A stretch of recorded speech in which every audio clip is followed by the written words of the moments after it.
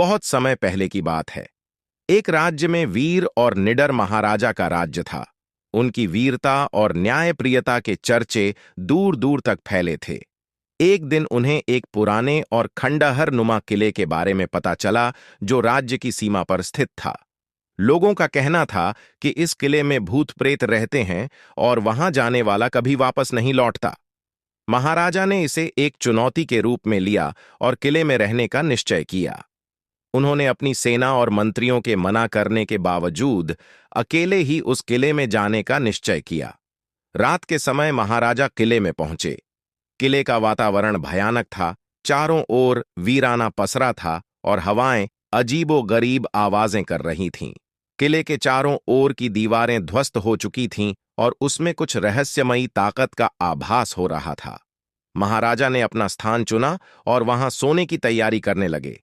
लेकिन रात को अजीब घटनाएं घटने लगीं। मध्य रात्रि का समय था। अचानक महाराजा के कमरे के दरवाजे पर तेज खटखटाहट हुई। उन्होंने अपनी तलवार उठाई और दरवाजा खोला, लेकिन सामने कोई नहीं था। तभी ठंडी हवा का झोंका आया और साथ ही एक डरावनी हंसी की आवाज गूंजने लगी। महाराजा ने चारों ओर नजर दौड़ाई, लेकिन उन्हें कुछ नहीं दिखा। उन्होंने सोचा कि शायद यह उनके डर का भ्रम है और फिर से सोने की कोशिश की। जैसे ही महाराजा ने अपनी आंखें बंद कीं, उन्होंने महसूस किया कि कमरे में किसी की उपस्थिति है। उन्होंने धीरे से आंखें खोलीं तो देखा कि उनके सामने एक सफेद लिबास पहने हुए एक परछाई खड़ी थी। वह परछाई धीरे धीरे महाराजा की ओर बढ़ रही थी। महाराजा ने उसे रोकते हुए पूछा, तुम कौन हो और यहां क्या कर रहे हो? परछाई ने दर्द भरी आवाज में जवाब दिया, महाराज, मैं इस किले का पूर्व सेनापति हूं। मुझे धोखे से इस किले में मारा गया था और मेरी आत्मा अब तक मुक्ति नहीं पा सकी है। मैं अपने हथियारों से बदला लेना चाहता हूं, लेकिन मेरी शक्ति इस किले तक ही सीमित है। हर रात मेरी आत्मा भटकती है, लेकिन मैं किसी भी प्रकार से इस किले की सीमा से बाहर नहीं जा सकता।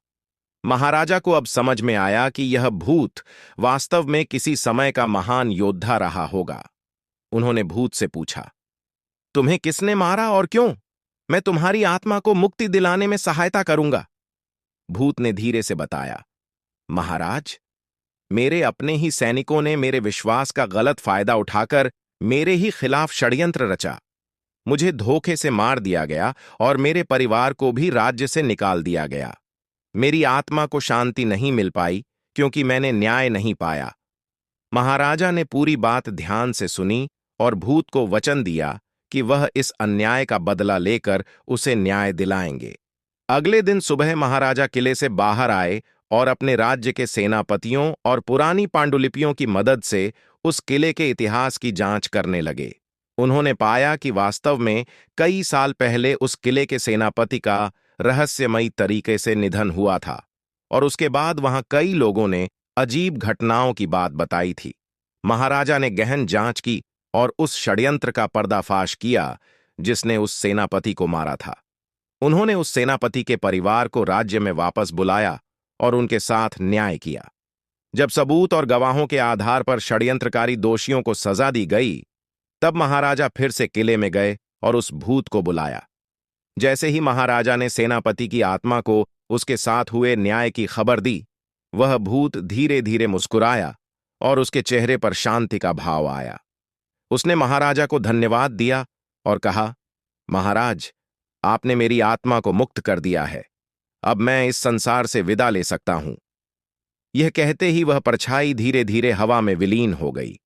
उसके बाद उस किले में कभी कोई अजीब घटना नहीं हुई और महाराजा ने उस किले को वीर सेनापति के सम्मान में स्मारक बना दिया, ताकि उसकी वीरता और बलिदान की कहानी सदियों तक लोगों को याद रहे। महाराजा का नाम भी सदियों तक उस न्याय और साहस के प्रतीक के रूप में इतिहास में दर्ज हो गया।